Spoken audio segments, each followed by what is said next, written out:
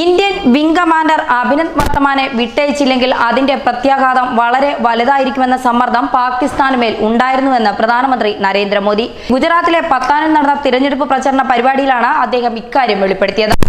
അഭിനന്ദിനെ പാകിസ്ഥാൻ സൈന്യം കസ്റ്റഡിയിലെടുത്തതിന്റെ തൊട്ടടുത്ത ദിവസം അമേരിക്ക പാകിസ്ഥാന് നൽകിയ സന്ദേശം ഇങ്ങനെയായിരുന്നു: അഭിനന്ദ് ഉടൻ വിട്ടയക്കണം, വൈകരുത്. മോദി തയ്യാറാക്കിയിരിക്കുന്നത് 12 മിസൈലുകളാണ്, ചിലപ്പോൾ ആക്രമിച്ചേക്കാം, തടയാനാകില്ല എന്നതായിരുന്നു ആ സന്ദേശം. അങ്ങനെയാണ് അഭിനന്ദിനെ 2ാം ദിവസം തന്നെ വിട്ടയക്കാൻ പാകിസ്ഥാൻ തീരുമാനിച്ചത്.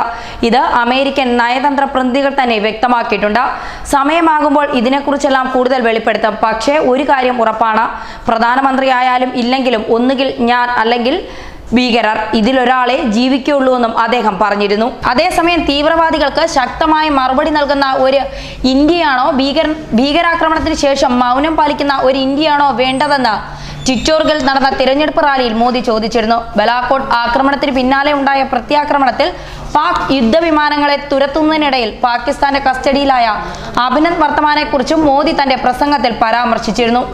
പാകിസ്ഥാന് കൃത്യമായ മുന്നറിയിപ്പ് നൽകിയിരുന്നു. അതായത്, ഞങ്ങളുടെ പൈലറ്റിന് എന്തെങ്കിലും സംഭവിച്ചാൽ നിങ്ങളെ വെറുതെ വിടില്ല.